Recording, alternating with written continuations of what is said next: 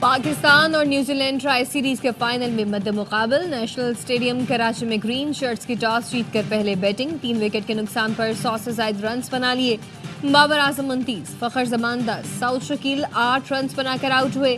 بابر اعظم نے one day میں 6000 runs مکمل کر لیے. 123 اننگز میں ہاشم آملہ کا ریکارڈ برابر کیا. تیز ترین 6000 رنز بنانے میں کوہلی کو بھی پیچھے چھوڑ دیا. سے فریقی ٹورنامنٹ کا فائنل دیکھیے اے اسپورٹس پہ براہ راست.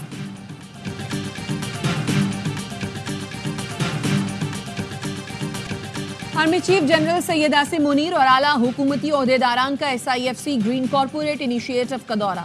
وزیر اعلیٰ پنجاب نے smart agri farm, green agri malls, agri research سہولت سینٹر کا افتتاح کیا.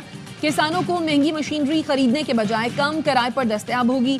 شرکاء کو جدید زرعی مشینری کا معائنہ کرایا گیا. جدید آبپاشی نظام کے لیے پنجاب بھر میں 25 گرین ایگری مال تیار. آرمی چیف اور وزیر اعلیٰ پنجاب نے زرعی شعبے کی ترقی کے لیے GPI کی کارکردگی پر اطمینان کا اظہار کیا. پاکستان میں بین الاقوامی سمز کا غیر قانونی استعمال ملکی سلامتی کے لیے بڑا خطرہ ہے. Additional director general cyber crime Waqar Uddin Syed کی پریس کانفرنس. کہا ملک بھر سے 44 ملزمان پکڑے گئے. 8000 سے زائد پری ایکٹیویٹڈ انٹرنیشنل سمز برآمد کی گئیں. یہ سمز چائلڈ پورنوگرافی، مالیاتی فراڈ اور دہشت گردی میں استعمال ہو رہی ہیں. سوشل میڈیا پر لوگوں کو ہراساں کرنے کے واقعات بھی سامنے آ رہے ہیں. کرمنلز اپنی شناخت چھپانے کے لیے UK اور دیگر ملکوں کی سمز استعمال کرتے ہیں. باہر سے آنے والے افراد بھی سمز لا کر بیچ رہے ہیں جو غیر قانونی ہیں. وزیر خزانہ محمد اورنگزیب سے انٹرنیشنل فائنانس کارپوریشن کے وفد کی ملاقات. پاکستان کی اقتصادی ترقی میں تعاون اور سرمایہ کاری کے عزم کا اعادہ. وزیر خزانہ نے ملک میں نجی اداروں کے متحرک کردار کو سراہا. کہا MD IMF کو حالیہ ملاقات میں پاکستان کے میکرو اکنامک استحکام سے آگاہ کیا. MD IMF نے بھی پاکستان کی پیش رفت کو سراہا ہے.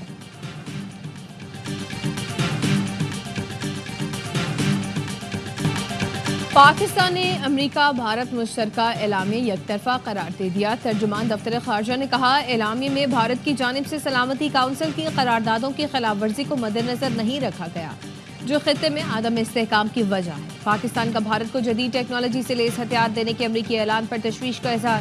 ترجمان نے کہا ایسے اقدامات خطے میں فوجی توازن متاثر کریں گے. بین الاقوامی شراکت داروں سے اپیل ہے وہ یک طرفہ مواقف کی توثیق سے گریز کریں جو زمینی حقائق کے منافی ہے.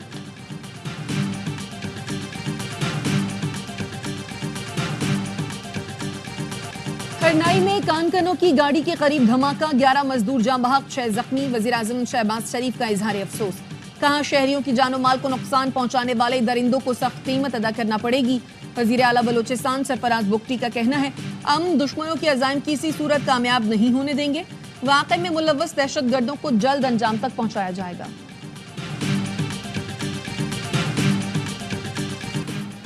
ATC لاہور نے نون لیگ کا دفتر جلانے اور 9 مئی کے کیس میں یاسمین راشد، عمر سرفراز چیمہ، اعجاز چودھری، محمود رشید و دیگر پر فرد جرم عائد کر دی. ملزمان کا صحت جرم سے انکار. عدالت نے گواہان کو شہادت کے لیے طلب کر لیا. کیس کی مزید کارروائی کوٹ لکھپت جیل میں کرنے کا حکم. سماعت 30 فروری تک ملتوی. کراچی میں ہیوی ٹریفک سے متعلق دفعہ 144 نافذ. کمشنر کراچی آفس سے نوٹیفیکیشن جاری. شہر میں ہیوی ٹریفک کی نقل و حرکت منظم کی جائے. رات 10 سے صبح 6 کے سوا ڈمپر چلانے پر پابندی ہوگی. تعمیراتی سامان کی ترسیل کے لیے مقررہ روٹ اختیار کرنا ہوگا. اطلاق 2 ماہ کے لیے ہوگا. پانی، دوائیں، لیکوڈ گیس کی گاڑیاں پابندی سے مستثنیٰ ہوں گی.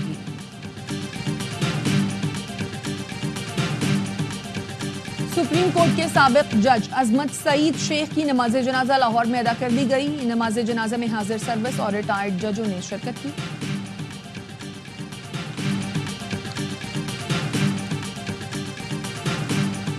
ملک بھر میں آتش بازی کے سامان میں آگ لگ گئی. دھماکے سے 15 سال کا لڑکا جاں بحق، 5 بچے زخمی. پولیس کا کہنا ہے افسوسناک واقعہ بچوں کے پٹاخے چلانے کے دوران پیش آیا.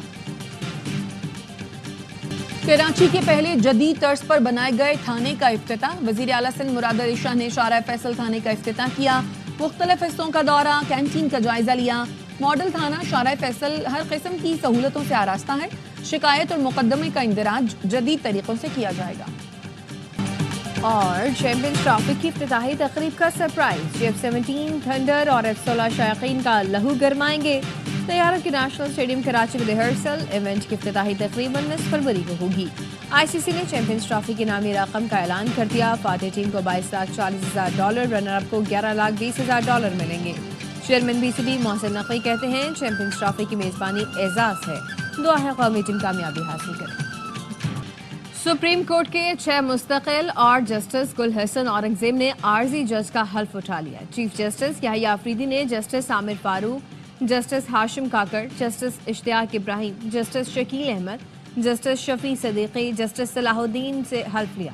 جسٹس سرفراز ڈوگر نے اسلام آباد ہائی کورٹ کے قائم مقام چیف جسٹس کا حلف اٹھایا۔ صدر مملکت آصف علی زرداری نے حلف لیا۔ قائم مقام chief justice Sindh high court Junaid Ghaffar کی حلف برداری۔ قائم مقام chief justice Peshawar high court Syed Muhammad Atiq Shah نے عہدے کا حلف اٹھا لیا۔ گورنر خیبر پختونخوا نے حلف لیا۔ جسٹس اعجاز سواتی نے بلوچستان ہائی کورٹ کے قائم مقام چیف جسٹس کے عہدے کا حلف اٹھا لیا۔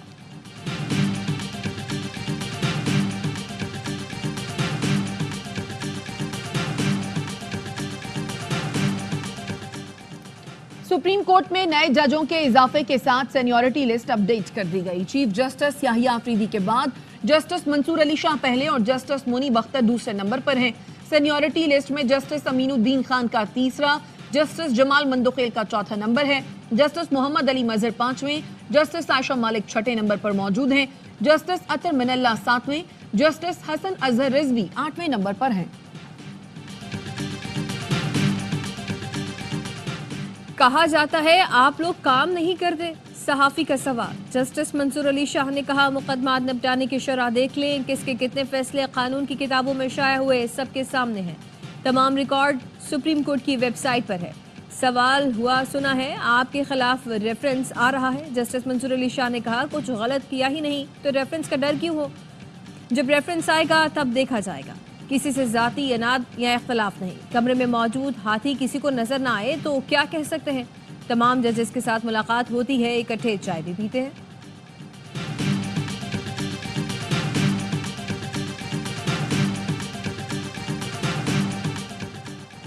وزیر اعظم شہباز شریف سے اقوام متحدہ کے ریزیڈنٹ کوآرڈینیٹر محمد یحییٰ کی ملاقات۔ وزیر اعظم شہباز شریف کا کہنا تھا موسمیاتی تبدیلی کے اثرات سے نمٹنے کے لیے کلائمیٹ فائنینسنگ اہم جزو ہے، امید ہے ترقی یافتہ ممالک اس سلسلے میں اپنے وعدے پورے کریں گے۔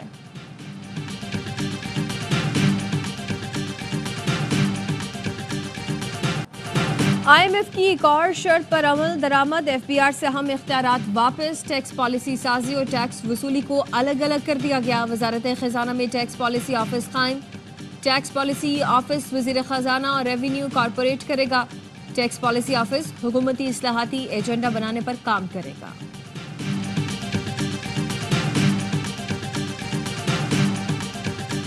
اگر پارلیمان کی کارکردگی ایسی چلتی ہے، حکومت کی کارکردگی ایسی ہے، تو پاکستان تحریک انصاف مجبور ہوگی کہ کوئی اور لائحہ عمل سوچے۔ نے بڑی کوشش کی کہ مسائل سیاسی حل نکلے، لیکن سیاسی حل نکالنے کے لیے سیاسی لوگوں کا اور سیاسی ذہنیت رکھنے والے لوگوں کی ضرورت ہے۔ چیئرمین PTI بیرسٹر گوہر کا کہنا ہے اسمبلی اور حکومت ایسے ہی چلتی رہی تو کوئی لائحہ عمل اختیار کرنا پڑے گا، سیاسی مسائل کے حل کے لیے سیاسی لوگوں کی ضرورت ہے۔ سنی اتحاد کونسل کے سربراہ صاحب زادہ حامد رضا کہتے ہیں پوائنٹ آف آرڈر پر بات کرنے نہیں دی، جس کی شدید مذمت کرتے ہیں۔ جلد اپوزیشن اتحاد پر ورکنگ کرنے جا رہے ہیں۔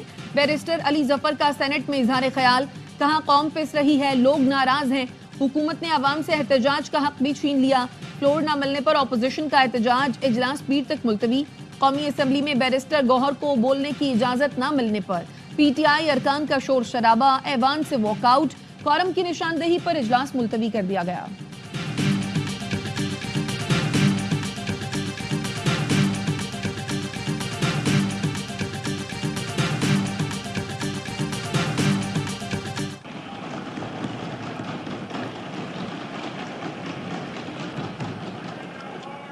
آپ لوگ چک چک آگے مروانا دیجیے گا ان کو۔ میرا سوال اپنے ہی دوستوں سے ہے، مجھے کیوں نکالا؟ PTI سے نکالے گئے شیر افضل مروت کی قومی اسمبلی آمد، حکومت ارکان نے ڈیسک بجا کر استقبال کیا۔ स्पीकर ने मुस्कुराते हुए कहा, आप इन्हें मरवा न देना। नुक्ता एतराज पर शेर अफजल मरवत बोले, मेरा सवाल अपने ही दोस्तों से है, मुझे क्यों निकाला। शेर अफजल मरवत के नुक्ता एतराज पर हुकूमती अरकान मुस्कुरा दिए। पीटीआई अरकान खामोश रहे। असद कैसर कहते हैं, शेर अफजल मरवत की पार्टी के लिए खिदमात है, उनके मामले पर नजरसानी करनी चाहिए। गिले शिकवे हैं लेकिन क़यादत मुत्तहद है। 4 से 6 फरवरी के दौरान बटल सेक्टर रावलाकोट में 4 भारतीय आईईडीज बरामद की गई। एलओसी पर भारतीय तखरीबी कार्रवाइयां बेनकाब हो गईं। 2016 के बाद एलओसी पर आईईडीज लगाने के 54 वाकयात सामने आए। वजीर दाखिला आजाद कश्मीर वकार अहमद नूर की प्रेस कॉन्फ्रेंस, कहा चकोठी, रकचकरी, बटल और दीगर इलाकों में आईईडीज मिलने और फटने के वाकयात हुए। भारत की निहत्ते शहरियों पर फायरिंग और तखरीबी सरगर्मियों की तारीख है। भारतीय फौज मक्कार चाले चलने की भरपूर कोशिश कर रही है, लेकिन इसे पाक फौज की जानिब से मुंह की खानी पड़ रही है।